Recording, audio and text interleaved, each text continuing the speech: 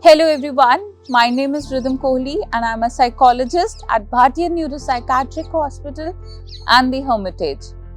कई बारी हमारे सामने कुछ टफ सिचुएशंस आती हैं जिससे कि हमारा मन करता है कि हम उस सिचुएशन को छोड़ के कहीं दूर चले जाएं और वो दूर जाने से हमें कहीं ना कहीं एक कंफर्ट, एक रिलैक्सिंग सी फीलिंग भी आती है।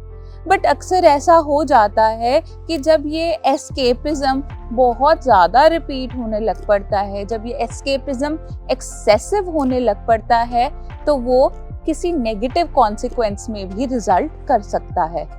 एक्सेसिव इस सेंस में कि ये हम एस्केपिज्म दूसरे की एक्सपेंस के ऊपर करते हैं, यानी कि जो एक्चुअली इम्पोर्टेंट सिचुएशंस है हम उसको भी छोड़ देते हैं जस्ट सो दैट हमें उस प्रॉब्लम को फेस ना करना पड़े।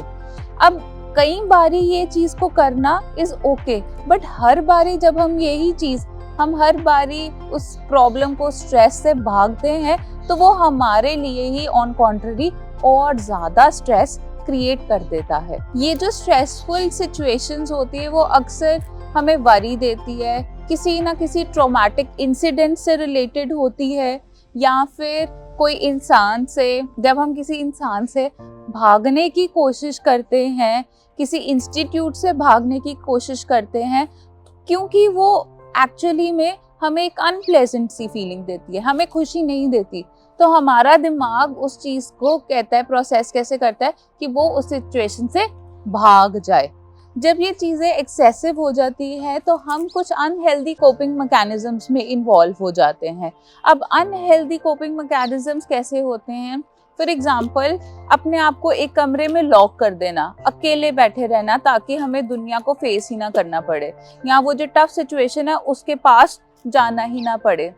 या फिर कई लोग ऐसे भी प्रेफर करते हैं कि वो अपने आप को ही सेल्फ हार्म करने लग पड़ते हैं, अपने आप को तकलीफ पहुंचाने लगते हैं, इस सेंस में कि शायद वो तकलीफ, उनका जो ट्रॉमेटिक इवेंट है उससे कुछ रिलीफ पहुंचाएगा। बाकी के लोग क्या करते हैं कि वो कुछ ड्रग्स या सब्सटेंस के अंदर पड़ जाते हैं, अल्कोहल इंटेक उनका ज़्यादा होने लग पड़ता है, सिगरेट्स ज़्यादा होने लग पड़ती है, एंड अदर ड्रग्स के अंदर भी एसोसिएशंस बढ़ने लग पड़ती है।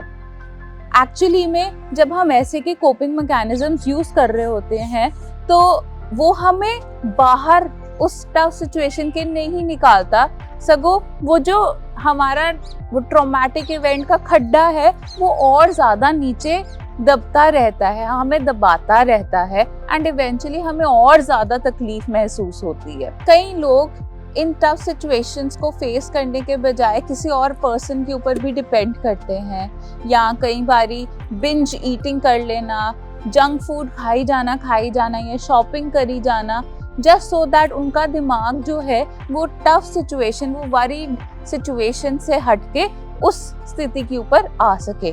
कई लोग बहुत ज़्यादा काम करना भी प्रेफर करते हैं। इवेंचुअली हम सभी ये कोपिंग मैकेनिज्म्स को यूज़ करके उस टफ सिचुएशन की एंजाइटी को फेस नहीं करना चाहते, बट ये करने के बावजूद वो एंजाइटी और ज़्यादा बड़ी होती है। सो करें तो क्या करें? इसका एकमात्र उपाय ये है कि आप उस एंजाइटी जो पहले ही आ रही है उसको फेस करें, उसको कन्फ्रंट करें, क्योंकि ऑब्वियसली एंजाइटी पहले भी आएगी, वो अनहेल्दी कोपिंग मैकेनिज्म यूज़ करने के बाद भी आएगी। सो इससे बेटर ये है कि जो पहले आ रही है एंजाइटी, हम उसी को देखें, क्या कर सकते हैं, अपने दिमाग में सोचें, किसी के साथ अपनी प्रॉब्लम को डिस्कस करें and work towards solution.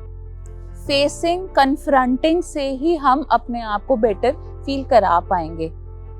Anxiety leading to another anxiety, वो प्रोसेस जो है विशियस सर्कल में घूमता ही जाता है, बट जब हम वो एंजाइटी को फेस करेंगे तो वो विशियस सर्कल कहीं ना कहीं टूटता है और हम उस प्रॉब्लमैटिक सिचुएशन से बाहर आते हैं। सो चॉइस आपकी है कि आपने अनहेल्दी कोपिंग मैकेनिज्म यूज करने हैं या उस प्रॉब्लमैटिक सिचुएशन को फेस करना है।